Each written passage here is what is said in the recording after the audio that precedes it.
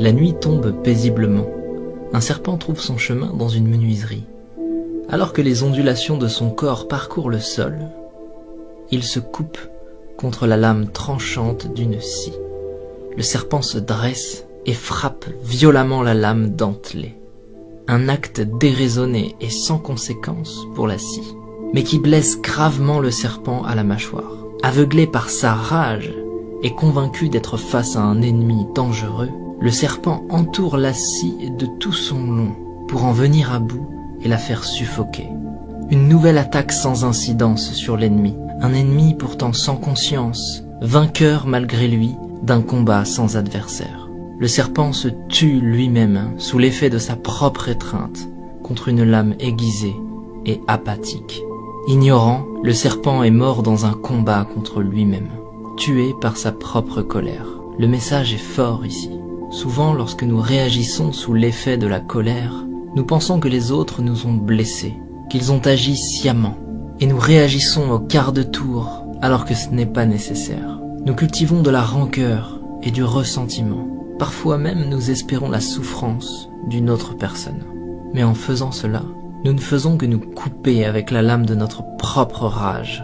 Et cette énergie malsaine que nous déversons autour de nous n'atteint personne d'autre que nous-mêmes.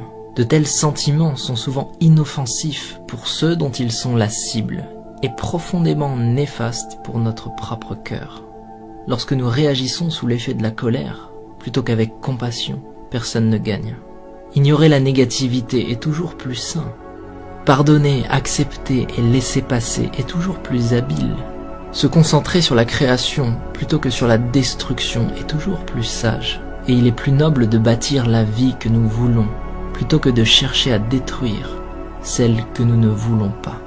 Si quelqu'un se comporte mal avec nous, plutôt que de réagir avec agressivité et violence, peut-être devrions-nous comprendre ce qui est en train de traverser cette personne et faire preuve d'écoute et de compassion. Peut-être que sa journée est difficile. Peut-être que toutes ces journées sont difficiles.